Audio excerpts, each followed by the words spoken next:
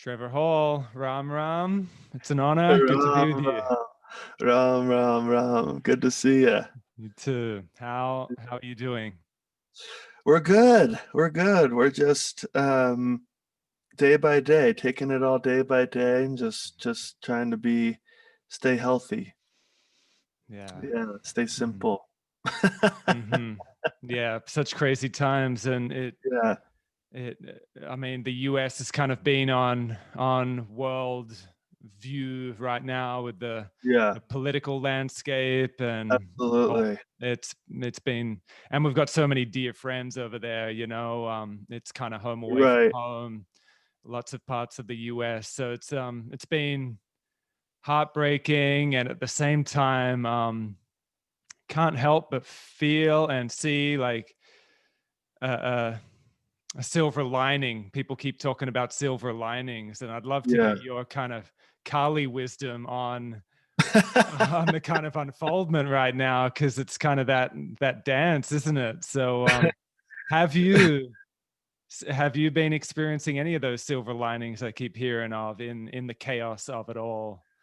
Oh God. Well, silver linings. I don't know, I think it's just another opportunity, you know, just another one to lay it all down. Um, Thakur Ramakrishna has a beautiful kind of parable where he's saying that, my attitude is like a kitten, right? The kitten only cries meow meow, for its mom, right? You place it on the couch, it cries meow. You place it outside, it cries meow. Place it here like this, meaning, it's just wherever we are, the call goes on, and then sometimes perhaps in sometimes I guess more what am I trying to say? It's like we're forced to call Yeah. in a way, Hmm. Um, but it really depends on obviously all of our different perspectives as individuals and this and that. I think as kind of seekers or sadhakas or whatever you want to say, you know, w- for me, this is just another time, more time to surrender again. It seems our whole lives are just one big act of surrendering. So that's kind of what um I've just been thinking about a lot. Yeah. And just again, the same themes, that we so easily forget about, impermanence and um uh change and lack of control and all these things that we kind of overlook. Ma's just reminding us again, Um, oh, sorry, I think somebody came to the door. It's all good. All um, good. yeah, I don't know. I don't know. Hmm. It's still all being worked out, So it's Oh hard to yeah. kind of say, for me at least, what those silver linings would be, or maybe, Yeah.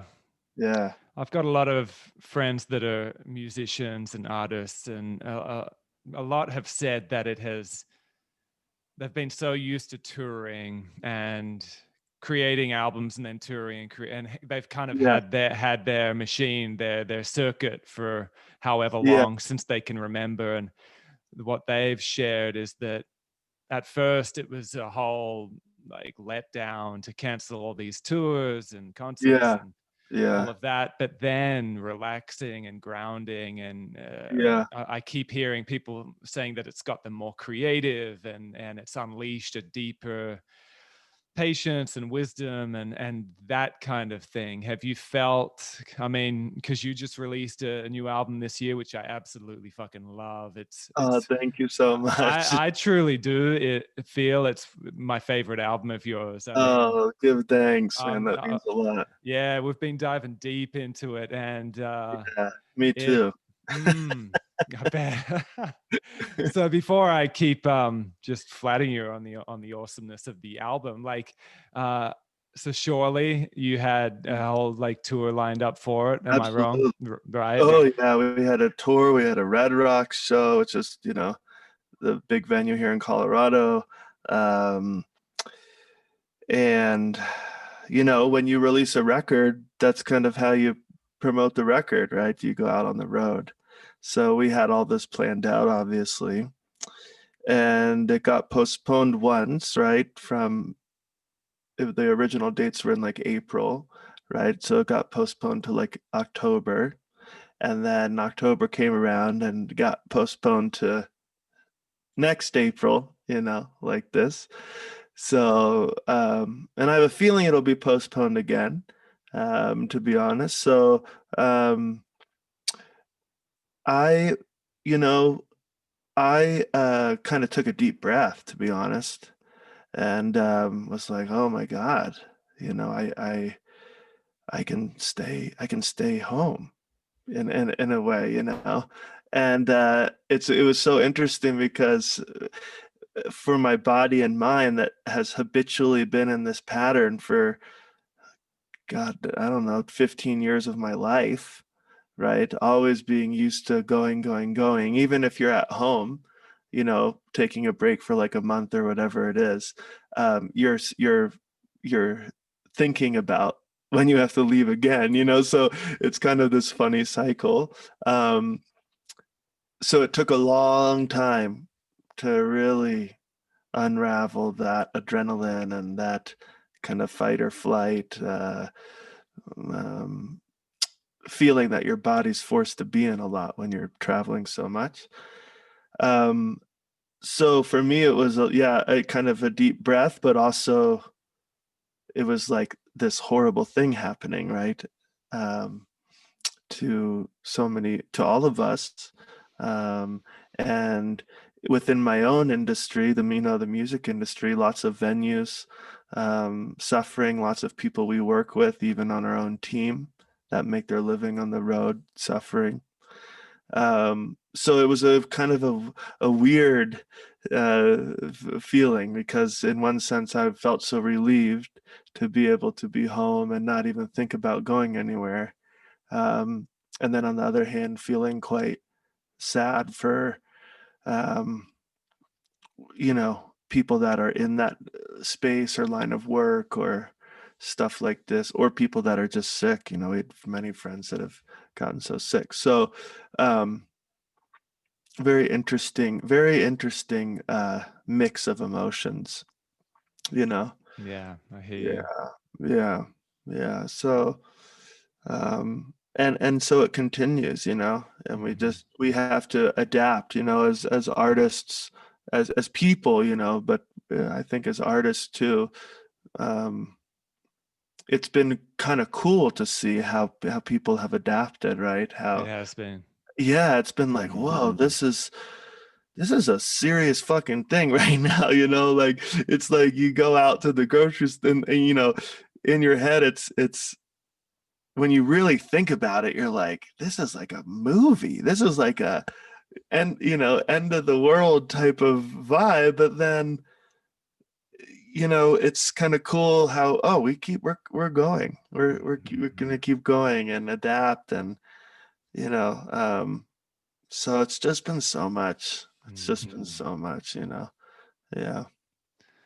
So this Yeah. latest album, Yeah. it's a real journey, which it's really beautiful to see and Uh, feel you kind of bring in. It's like you're merging, well, from my perspective and my experience of like just hearing your vocals and merging uh, that with the artistry and the music, it feels like you're further growing into like merging the the wisdom keeper in you, like the real teacher in you, with with the musician and artist in you as well. Like there's so many potent teachings in it. And what brought about the title In and Through the Body? Yeah, oh man, so beautiful. Oh, where do I begin? It's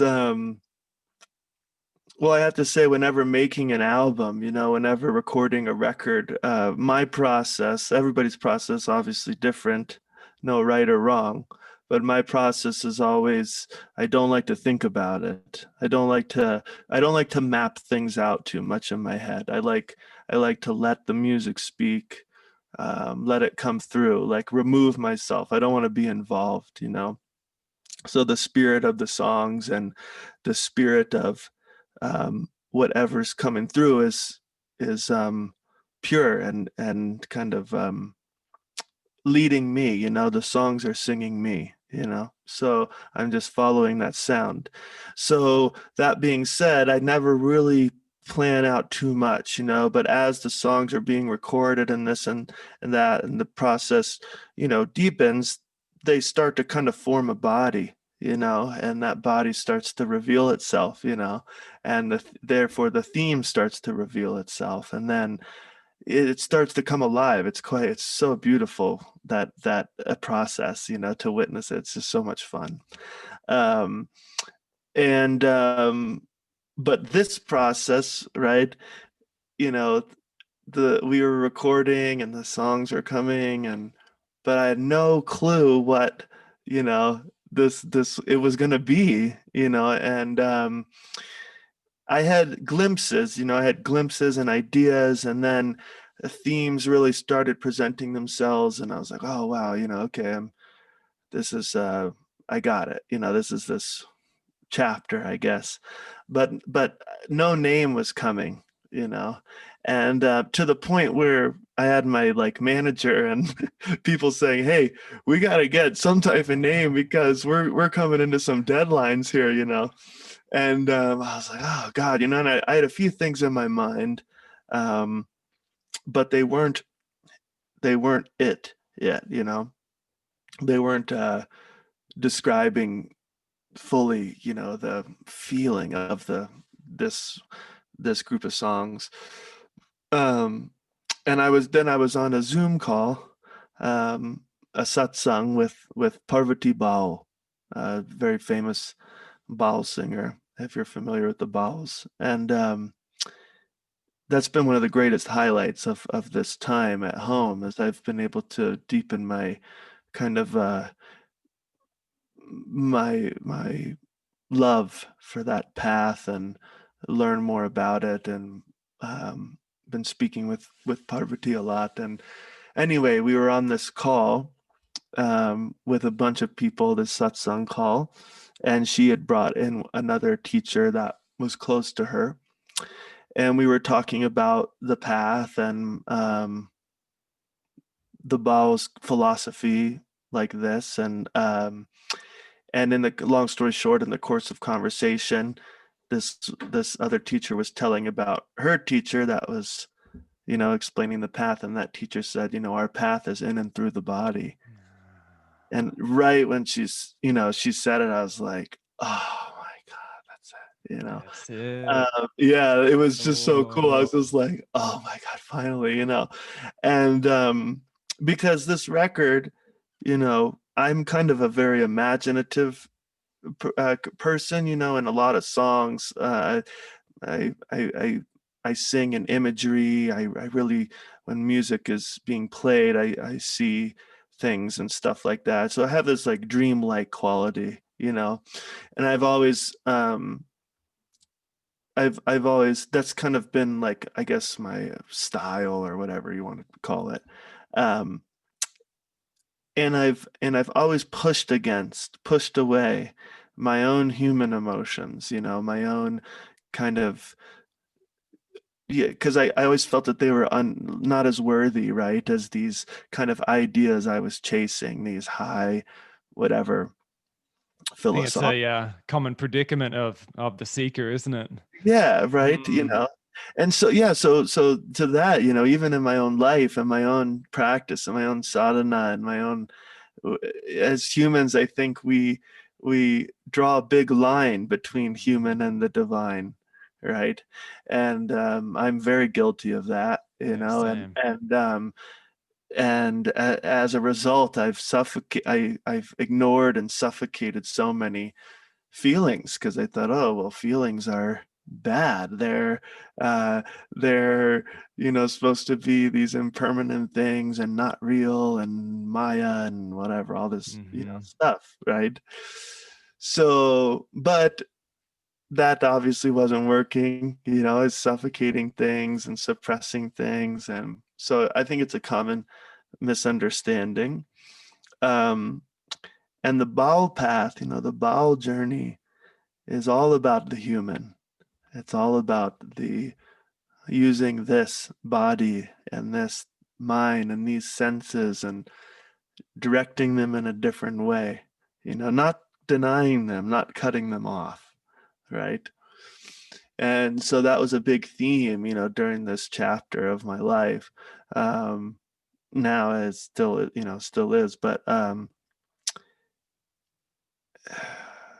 I started to reflect on all these great people that I've met, that I've had the fortune of meeting, whether they're, sadhus or yogis or just elders or strangers, and the people that I remember so deeply with so much love and respect, you know, that I consider so spiritually just in touch with themselves. And um, I found that the common thread between all of them was their humanness, was they were so incredibly human, you know. And it was this really cool kind of paradox in my mind, right? And I just was like, whoa, I just thought that was so powerful and beautiful. They were so in touch with their humanness, and that's what made them so divine, you know. Um, and so I started to really reflect on that, and um, all those things. Yeah, kind of. I started to explore my own human emotions, and I've never before in my whole, you know, journey have written this much about my own personal feelings or heartbreak or fear or joy or elation or happy, Mm. so all these things kind of came together and in and through the body. It's this, I'm not denying this anymore. I'm not, rather than cutting it off, I'm using it, um in It's a different, beautiful. yeah, in a different That's way. So it's that's been, really cool. it's And fun. it yeah, and it again, it's like unrolling a whole lot of teachings. It's a real journey. I've enjoyed listening to Yeah. it from start to finish, Yeah. which I've actually been doing more of lately, like more of since Uh, this whole COVID thing began. Like I've been pulling out vinyl and albums that I've been loving. I've really tried to get it on vinyl and yeah. create that journey experience, which I lost for a while there with Yeah. music, with streaming and all that, which is a great privilege, a Yeah. That's great so true. luxury of Yeah. creating your most epic playlist and all that, which is great. But there's nothing like going on that journey of like a well Yeah. crafted album, which yeah, really been loving it, and without a doubt feeling that exactly what you're describing. Like Mm, there's been many times of feeling the emotionality of it and the kind of the tingles through the body rather than just a kind of more floaty outer body experience, right. which is Yeah. great. Love it, Yeah. no Yeah. Which doubt. is, yeah. Yeah. Totally. I But totally get it. but Yeah. that's been a journey for me as well. Maturing of the practice of really um, honoring the body and honoring the emotionality. Yeah. But it's so seductive that tendency of us on the Mm, path to think that all of the human experience is impure. And yeah. Yeah. I wonder if it's a bit of our kind of immaturity on the take of all these kind of Eastern practices that have come in not too long ago, Mm. and the teachings of like, you're not your body, you're not Yeah, yeah, you're not your ego, which, I mean, that's been a core practice of mine, is like, yeah, I'm not my body, I'm not my ego, so all right, well, what am I? And yeah. we get so into that kind of Journey. I, Yeah, that it seems like we're meant to kind of push away the human experience, but I yeah, mean, it also is very apparent that once you come back in and through the body, it's so much more functional for mm, life. I mean, the it's very common to be able to get really high on spirit or the divine, but right. then to be a really dickhead of a human being, you know. Yeah. Yeah, that's quite common. It's pretty common. So, I Yeah. mean, what's going on there, you know? Well said. So, would you feel like playing a song for us? Yeah, of course. Um, That would be just sublime. yeah, yeah, I'm just thinking, what should I play? Hold on one sec. Let me get my axe here. Yeah, yeah. Oh, hello, old friend. Um, Let me think. Is there one that's speaking to you? Or I uh, I'm really kind of, I keep going back to My God. oh, cool. Hmm. Yeah, that's cool. And yeah, that's a very compelling. I mean, all of them are, but that um Let's do that one. yeah, it's real I spine haven't tingly, beautiful. haven't done that in a while. Yeah, this was written about the bombos, and the bombos are the shamans um, in the Nepali tradition, Nepali culture.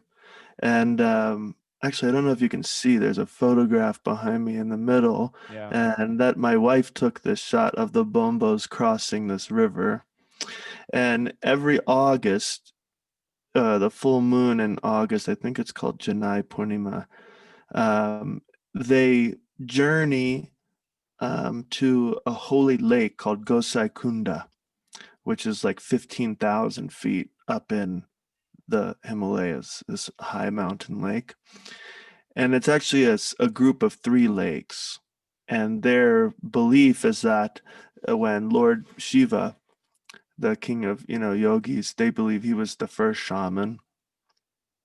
And there's a story, long story short, where Lord Shiva drinks some poison to save, to save the uh, universe, the worlds. And his throat was getting so hot, and stuff like this, that he needed something to cool himself down. So he stuck his trishul, his trident, into the earth, and these three lakes came up out of the earth. And those are those three lakes up there, right? So the shaman's journey there, right? Because it's this magical water. Um, and they go there and they on this full moon and they dance and chant and sing and all this stuff. So my wife went there. Um, oh man, it was like a couple years back. And while she was there, I felt like I was there. I couldn't talk to her because there's no obviously service out there, Um, but I felt it so strongly and intensely. Um, and this is the song that kind of came out of that. Um, and I was really sad when I didn't get to go, right? But after the fact, I wasn't sad anymore because I really do feel like I was there because of her. So anyway, that's what uh, my God's about. Good to know. Thank you. Yeah, yeah. Mm. So let's give it a go.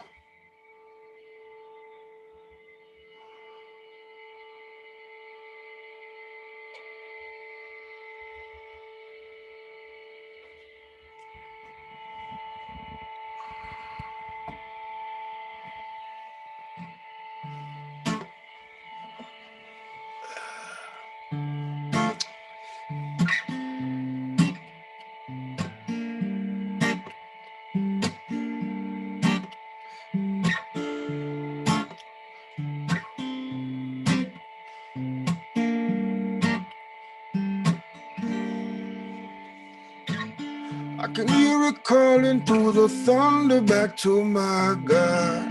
Oh, the sound of healer, I can feel it. This is my God. Oh, she told me within the man, another man. This is my God. Oh, forever falling to the calling. That is my God. Oh, don't put your guns upon my way. This is my God.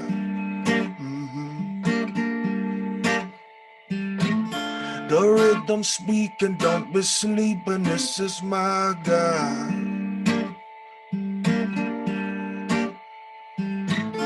A fire burn, watch it turn. This is my God. Yeah. Oh no. From mother back to mother, this is my God. Yeah. And this is my God. I can hear it calling through the thunder back to my God. It is forever falling to the calling. That is my God. Hey, she told me within the man, another man. This is my God. Forever falling to the calling. That is my God. The calling. That is my God. The calling. That is my God.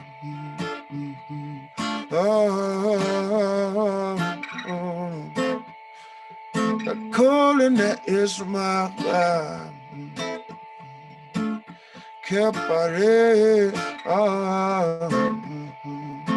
Calling. That is my God. The calling. That is my God. Oh.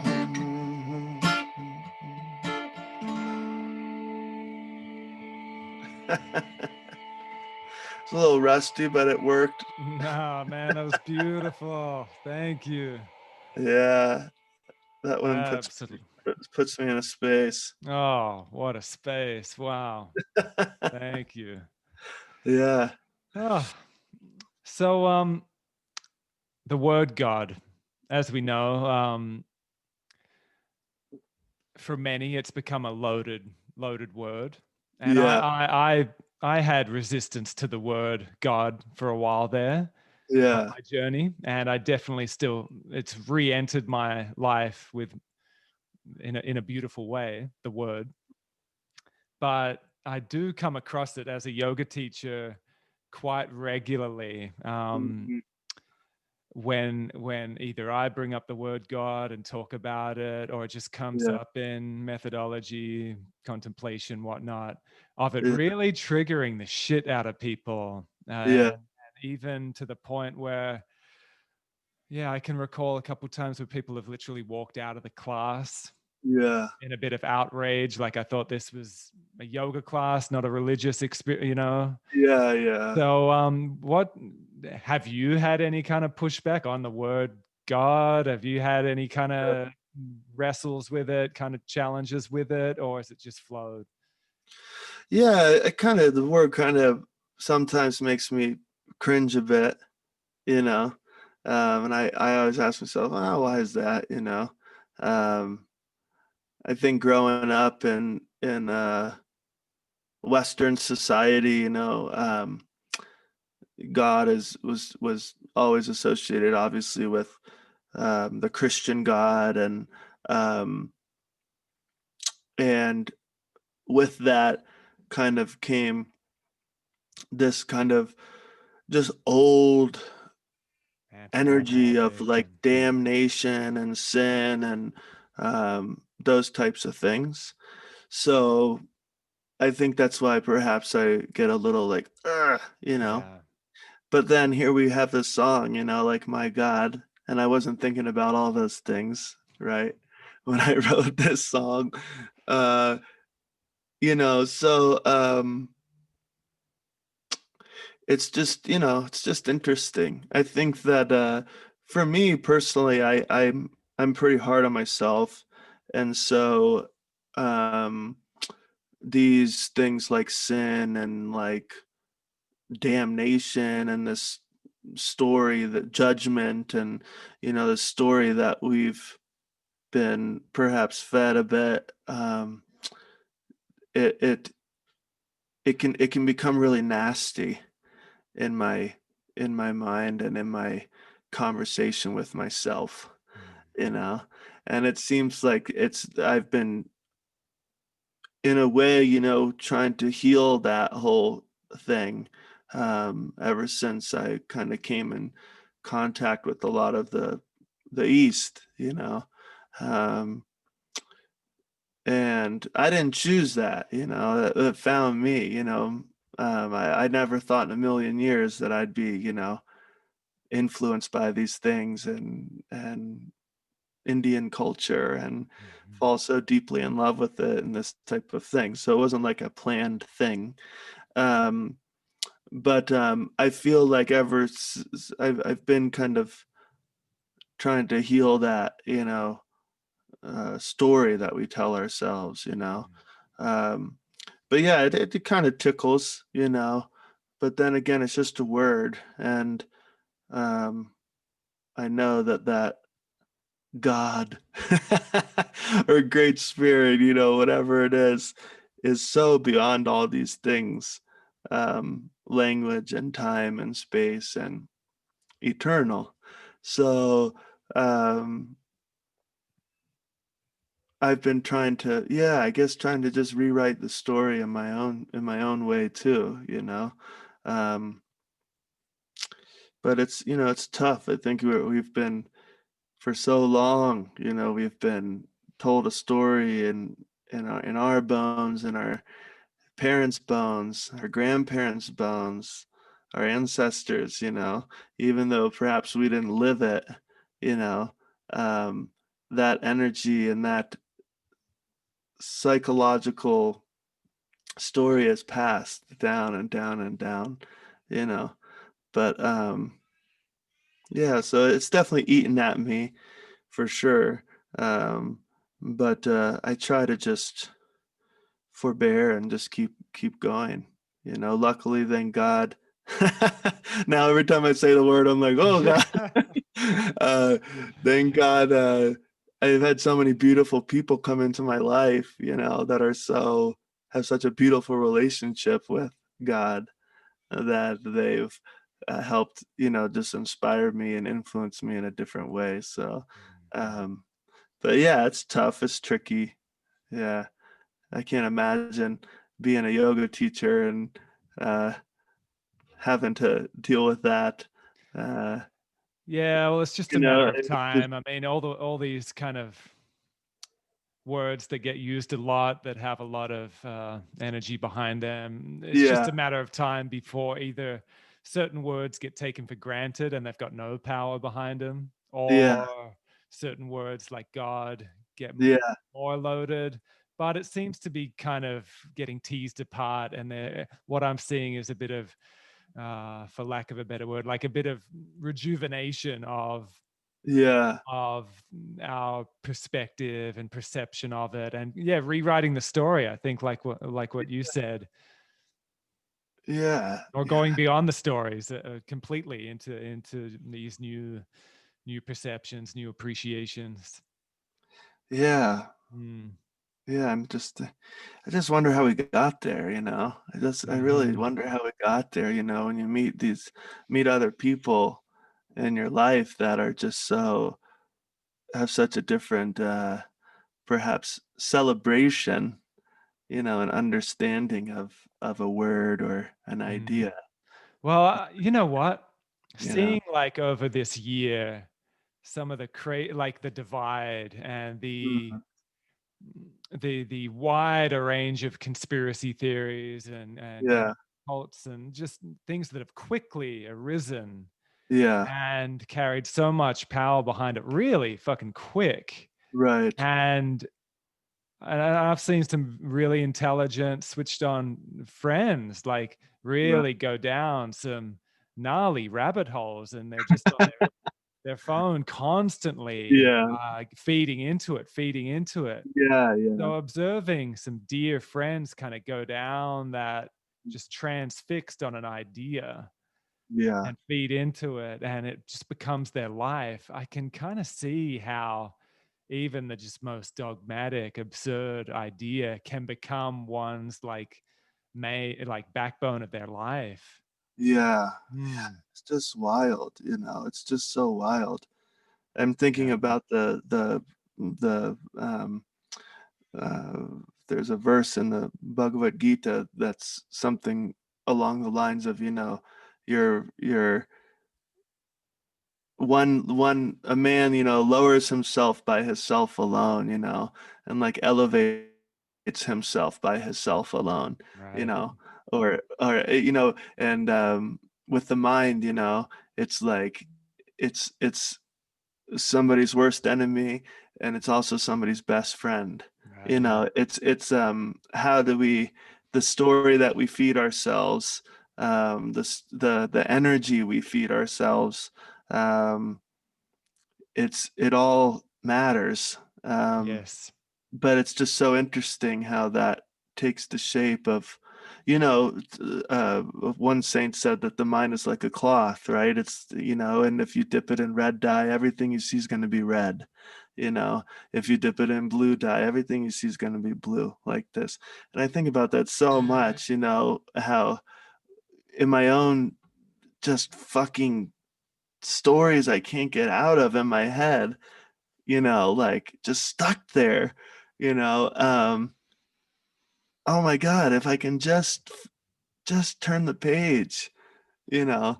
But it's funny because all these stories are coming to me now. One of our teachers in India said that um, he told the story of a guy on his like ox cart, and he's got his two oxen that are pulling the cart, and every day he comes from the field, pulling his crops or whatever into the village to sell his crops, right?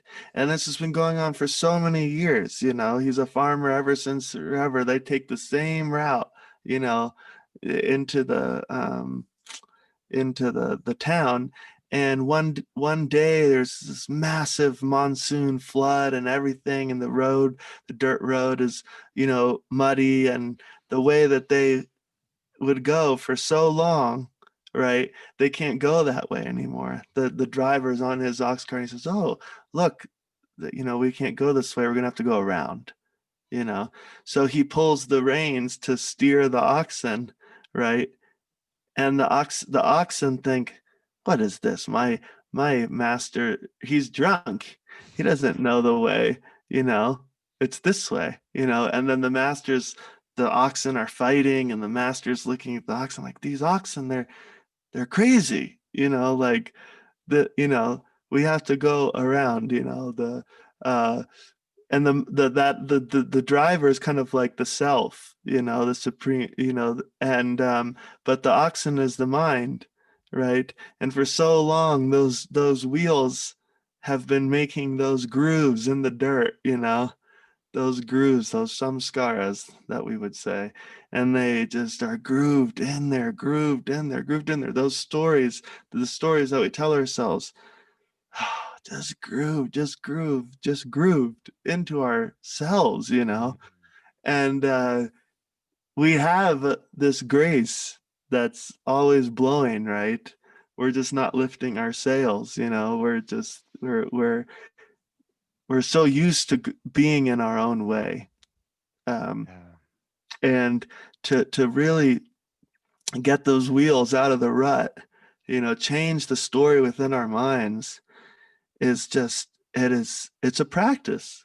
It's a practice, It's not supposed to happen overnight, but it's a practice, Mhm.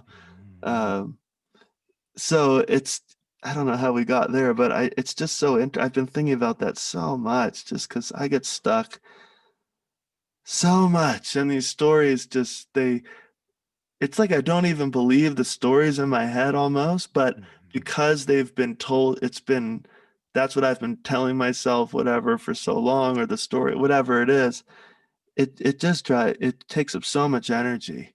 It's a lot. It's It's a big. lot, you know. And which has helped And me I kind think of I think it kind of like, real quick, I think it kind of like it weakens our mind, yes, right? right. And so to your point, when you're Mm, saying when some kind of crazy conspiracy or mm, crazy fucking story comes up, it's so easy for us to mm. fall into untruth or something that's not true Yes. or whatever, something that's, or just something that's not good for us. It could be fucking true. I don't know, but maybe it's just not good for us, right? But because our minds are so weakened, by that. Anyway, I just wanted to add that because that was what I was It's good. bringing around to, I guess. I'm glad you did, and Yeah. you keep riffing on it, because we need this shit. Because it's such interesting times, and I think without that, if we just allow our minds to keep weakening, and we Mm, don't have a practice, and we can't kind of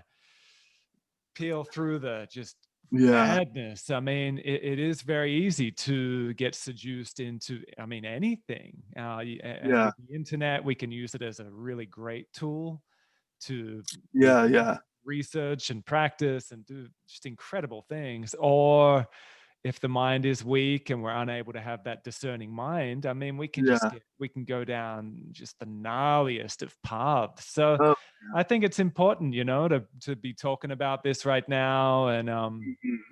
be transparent with it, be honest, and Yeah, again, being honest with our humanness. To hear people like yourself, and I mean, Ramdas was renowned for it as yeah. such a wise, loving Baba, yet so honest about his humanness and about his So true. neuroses and about his addictions, and Yeah, that was one of my main attractions to him, was not yeah, only being a wise spiritual teacher, but also funny and honest and just yeah. relatable. And Yeah, it's so beautiful. It's so refreshing. it You is. know, that's what I'm talking about, with the people that I've met has inspired me. They're so spiritually evolved. They've done so much work, you know, but they don't lose those qualities of being able to be relatable. And I don't want somebody that's up on some cloud and, you know, I can't reach or whatever. I don't know. I want Yeah. I want somebody to come sit with me like a eternal friend, and Mhm. you know, and we Yeah. can just talk, Mhm. So um yeah. So for you, um, so coming from, where were you, in North Carolina, South South South Carolina. Carolina? Yeah, So yeah. you're kind of conditioning as a child, as a Mhm. teenager. Can you recall, like, what helped you really get clear on your path, Mm, and to just be true to it, and really go for it? And can you recall any kind of resistance of, like, mm, fear of, like, validation, the mm, fears that come along with, really, do I just go down the path that's being carved for me through my uh, culture, through my family, through whatever, yeah. or that we talked in our last conversation together about Saturn Return, and how that was a big part Uh, of your yeah, I was trying previous to record, yeah, I was trying to Fruitful remember from Darkness, and yeah. so, and that keeps coming up in conversation. I've got a lot of students right now that are in that kind of mid to late 20s range, and it keeps Uh, coming up in conversation. And right. I'm sure at least some of them would be listening.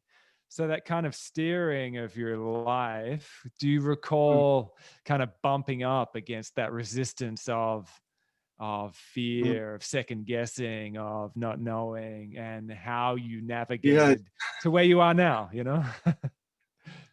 well, you're kind of describing my current state too. Right. Keeps going, It's keeps still, going.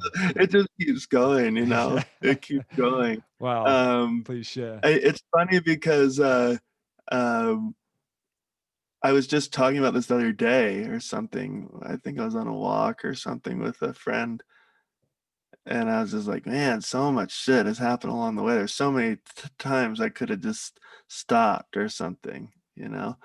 Um, for me, you know, yeah, I grew up in a really kind of conservative culture and vibe. I went to a prep school. I mean, I had dress code and shirt and tie, and you know, the path is laid out. You know, you stay in the South, you go to college, preferably in the South. You know, and you get a good job and whatever, which is fine. There's nothing wrong with that, you know. But something that for me, it just wasn't my thing. And when everybody kind of that was the thing, you know, yeah, you think a little bit, oh, God, I wonder what is gonna happen, you know, what I don't know, people are gonna say or whatever it is, you know, or is this right, you know, all those things. But you know, see, for me, I was rebellious, so I liked to do the different thing. So I enjoyed it. I enjoyed being different, and I enjoyed kind of challenging things a bit, and you know, breaking the rules um, and all those things. You know, um, in my youth, I and then you know, there's that aspect where you yeah, you have all these questions and you have all these things, and where am I going, what am I doing, all these things, but at the same time, like under it all that chatter, I had no choice, you know. I had no choice, you know. The music was there, the music, those things were speaking, and um no matter what happened, you know, what I did, you know, I got dropped from a label. um my first record deal, this huge record deal, I got dropped. I ran out of money. I had people take advantage of me. I have people still taking advantage of me. You know, all these things that are you could use as excuses to say, oh, well, I can't be in this anymore, you know. But I have no choice, you know. And I don't really know how to explain that further. No, I hear you. It's just this thing that's like, oh, it's just I have no choice. And I fought against it, believe me. I've fought against it, and I don't want to do this whatever or whatever it is we tell ourselves, but you know, I don't have any choice. And my attitude as I've gotten older has just been to surrender and surrender and surrender and surrender. And every time you think you've surrendered, you haven't. Another thing comes and you surrender and you surrender. And some people say, oh, well, surrender, that's weak, you know, whatever, you're defeated. And I say, then, okay, then you do it. It's so deep. Then go for it. Yeah. If it's so easy to do, you go for it, you know. Yeah, it's so Show me, fierce. go for it, you know, tell me how it goes. For me, it's just continue, surrender, surrender, surrender. That's my attitude. I like to take the attitude of the child towards its mother. You know, um, our mother knows what's best for us in every moment, um, in every instance, in every act, in everything. Stop fighting. You know, you'll lose. Surrender, surrender, surrender. That's just my attitude, you know. But so to get back to that though, it's just I have never had a choice, you know. And when something speaks so strongly in your life, it doesn't matter what comes to you in your way, you just keep going, you know. And when I look back on it all, it's like, how did I keep going, you know? And how am I still going? You know, I don't even know. But it's just it's just interesting. It's just been a process of laying it down, laying it down, laying it down. So yeah, that's Yeah. not like a No, thank magic you. sauce, I No, I guess. agree. And everyone's got their own journey. Everyone's Yeah. got their own journey. And Yeah, and that's the other thing is just, all the cliche sayings that like our parents told us, they're all true. As I get older, I'm like, whoa, that's true, like compare and despair. Like that is true. Like totally. you cannot compare. And when you don't compare, you lose judgment. Mhm. And when you lose judgment, you're free of a great deal, a lot of walls come down. Mhm. And that's just what I've been working on, so but we can't compare. Everybody has their own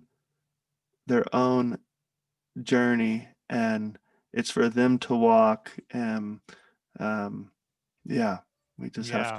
have to let it happen. I think that rebellious streak does help, though. Bring Mhm. out that kind of inner rebel. I can relate to that big time. I Yeah, mean, I literally remember as a elementary school kid, primary school kid, like yeah. look excited for high school to just start to have a bit more independence, to be able to rebel, like Oh in yeah, the ways I wanted to. And it was a great time. It was a crazy time. I'm lucky to get out of that period of my life I know. alive. But Jesus, man, I look back on some of those things. I'm like, what the hell were you thinking, bro? But it's, yeah, like you said, it's just part of it. And then same with me. I've been drawn to other cultures, drawn to India. That's Yeah, helped me dramatically, like yeah, getting literally out of the conditioning, out of the culture, yeah, seeing how other people do it, how other cultures do it. yeah, yeah, Right now, I mean, we literally can't leave the country, so yeah. we actually don't have that opportunity if people are Right, yearning for that. But I right. keep hearing from so many teachers, like these extended lockdowns and just Yeah, this kind of intensity that's being brought our way. It's like forcing us into this inner retreat, yeah. and seeing some really cool stuff coming up. A lot of intelligent conversation around how Mm. to use psychedelics like skillfully and intelligently, and ways to like intelligently unlock that conditioned mind. And Uh, so many great online retreats, and we yeah, really can use our time wisely right now. yeah, 100%. Yeah, 100%. Yeah, Yeah. And how about your journey? I was just talking with my wife before, how yeah, interesting it'd be to hear about your journey into being a Kali devotee.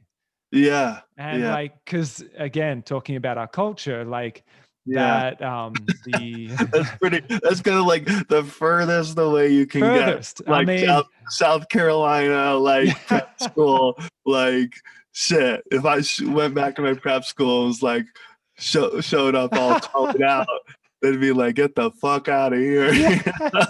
You're a Satan worshiping fucking, I don't know." Oh god, Exactly. So yeah, like reflecting back on from that like perspective yeah, into your perspective of Kali now, like yeah, how did that come about? yeah.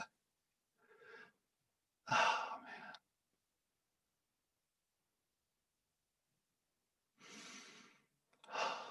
Hmm. yeah. Excuse me. No. Um, it's just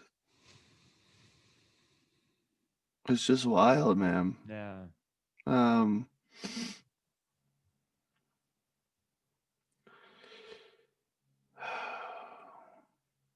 no, sorry, I'm getting choked up for some reason, but No, good, man. You don't have to go there, but it'd no, be a beautiful sharing, it's so just deep. grace. Yeah, it's just grace. Um, Yeah. I just it just happened. Yeah. I remember I was in a boarding school, and I was really good friends with a kid named Sam Marcus, who's Raghu Marcus's younger brother. I'm sure you're familiar with Raghu, and so that's how. Long story short, how Maharaji came into my life, you know. But Ma just, I had a teacher in high school who was very devoted to Sri Ramakrishna Paramahams, who was, you know, if not, we could say the greatest Kali Bhakta we've ever seen, perhaps, you know, a great mystic. So he was familiar with these things. And I was very interested in the spiritual path and was very hungry for these things. But I didn't know, you know, anything, still don't. But he took me one weekend to a meditation, a monastery, Ramakrishna Mission monastery that was in Southern California. He was like, "Oh, I go here, you know, once a month or whatever, and I stay there. And if you want, you can come." And you know, because he knew I was interested, he took me under his wing. You know, long story short, we went down there, and in the process of going there, we visited this Kali temple in Southern California called Kali Mandir, and that was the first time I really saw Ma, her form, you know, this kind of terrific form. And I was totally freaked out.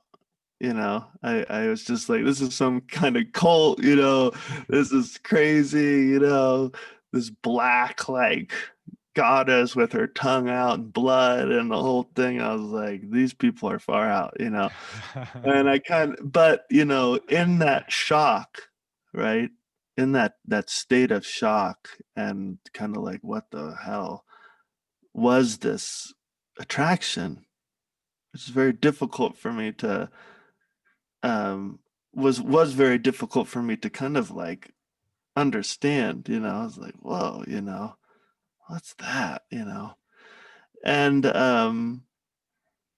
time went on, and I I graduated high school, and I moved to LA, and I was really depressed. I had signed this big record deal, you know, and so I was living in LA, but I didn't know anybody, anything like this. I was just so lonely. I was like 18 years old and all this stuff.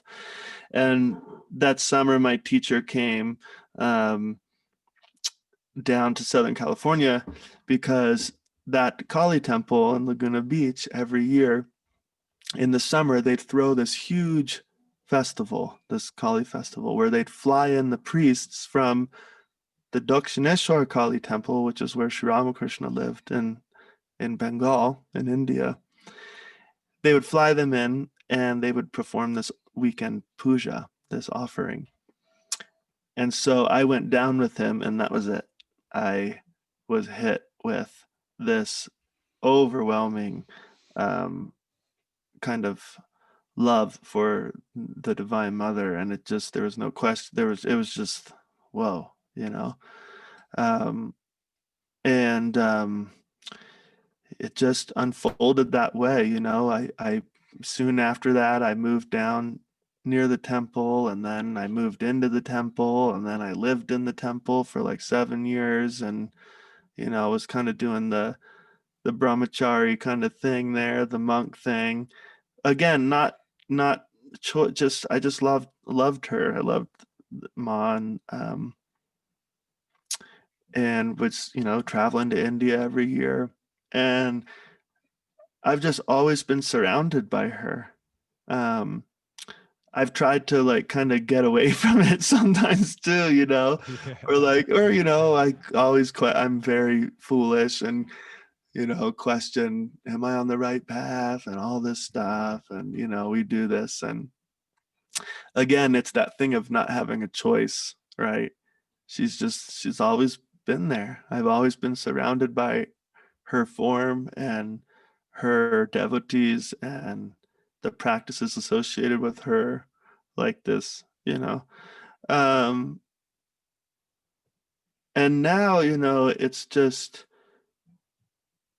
it's just interesting. I think that's what was choking me up a bit, is just it never ends, you know. And it just gets so deep when you fall in love with um, God. Yeah. You know, and whatever form that is for you. Um, and now, you know, during this time, um, when the pandemic really hit, right, when it was really bad and everything, um, I was really thinking so much about Ma, you know, and was thinking so much about our impermanence, and was thinking about how something like this pandemic, like this, just an example, but you know, it happens in like natural disasters or stuff like this, where we create all these borders and categories, and it's fucking exhausting, you know. This is this and that is that, and I'm up here and you're down here, and it's just, it's endless, and it becomes our reality. And then something comes along like this, and all those things are just cut, they're shattered, they're burned in the cremation ground, you know, where Ma lives. And what happens? Everything is one. There's a oneness that rises from the ashes, you know, and all the characteristics and qualities and these things, which are also her. She is nature. She takes them back into herself, you know, and reveals to us this, her divine play, her oneness, you know, like this. And so when this was happening, I was thinking like so much about her, just how we are impermanent. What does that really mean? Really contemplating death and dying before we die, you know. Um, and how something like this doesn't matter if you're a billionaire and you're living in a mansion, or you're homeless on the street, or you live in an apartment, or you're black, or you're white, or you're Asian, or you're Mexican. It doesn't matter, because this disease, this pandemic, affects it doesn't matter, it doesn't choose, right? It just, and that's where I've kind of found the grace, I guess. Ma's grace is that all these things that are such illusions that we create, you know, they're so unreal. And um, that's really humbled me, and I've just thought about that so greatly. Um,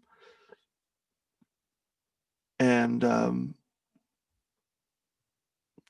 I wrote this song, you know, I wrote this song when I was really kind of in that contemplation, that we put on the album, called Khan, and it's kind of the last song, or the second to last song. But it is about that kind of impermanence and that kind of, I don't know, aspect. What a But perfect time, huh? Want to bring the yeah, song you in know, and it's just with Ma, you know, she has this iconography. How do you say it? Iconography. iconography. Yeah, Yes, you're right. iconography. Jeez, um, that's so intense, right? And I think the craziest thing about the journey is, um, for me, is like, that's, how is that the form that I've grown to love so deeply? You know, that's kind of the cool part about it for me. It's very Uh, cool. you know, but she's she is who she is. I mean, she's great. How can we ever understand? You know, we can't. I just want to have love for her. You know, that's my only kind of prayer.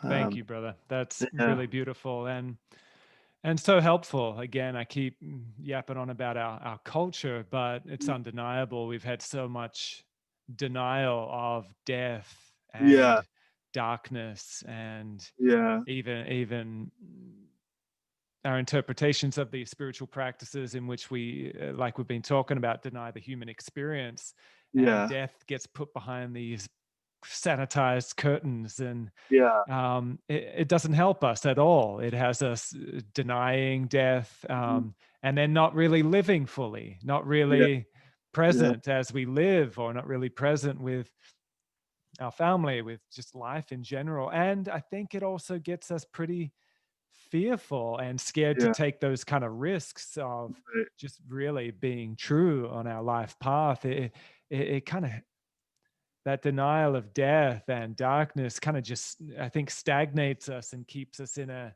Mm, pretty contracted, dull state. yeah, Yet really honoring our impermanence and the darkness and yeah, death. right, It yeah, kind of cultivates a fearlessness, a courage that, like, 100%, all we've got is now. Like, just yeah, go for it, and like, this is it. 100%. And so Yeah, it's exactly. beautiful. You're So you're you're you're speaking the conversation in my head, you know, it's just mm. all the things that I've been thinking about, you know? Yeah.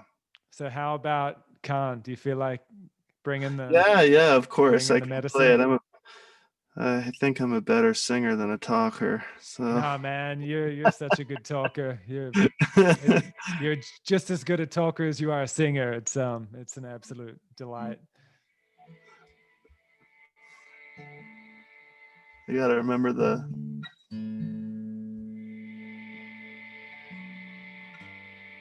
yeah, that's right. I have this cool little synthesizer I've been using that's been What is quite it? it's something that I used in the album Hmm. a great deal, and it's been my little fun little tool, and it's this Oh, little nice. synthesizer, and it's very unassuming. It's Yeah, very small, but can do just about anything. that's great. So I use it as a little drone to accompany me. Wonderful. So this is Khan.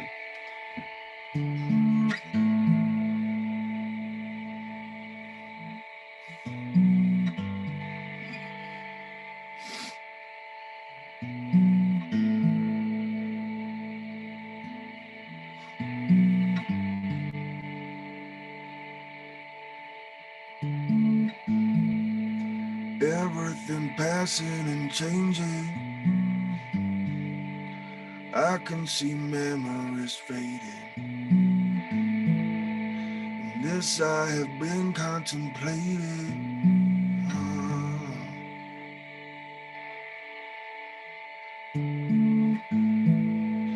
All of these patterns of weather,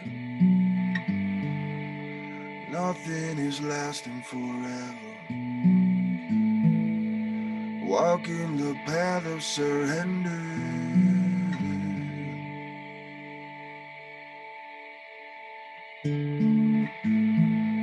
So I have been patiently seeking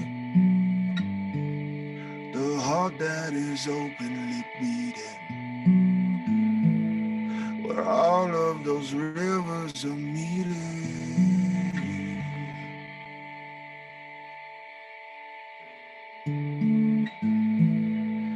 I have the faith that I'm guided, all of the omens aligning. Mother divine in her timing. So watch it come now and watch it go. Don't you hold on to the high and low. The spirit dancing on the unknown. Let it move your soul. What lies ahead now? What lies behind? Put all that worry out of your mind. Look in your own home. What will you find? let it move your soul.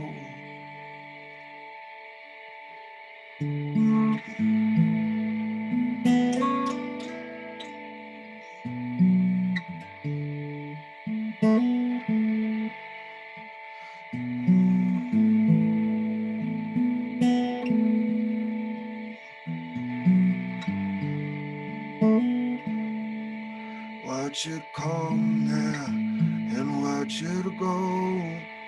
Don't you hold on to the high and low. The spirit dancing on the unknown. Let it move your soul. What lies ahead now? What lies behind? Put all that worry out of your mind. Look in your own home. What will you find? Let it move your soul.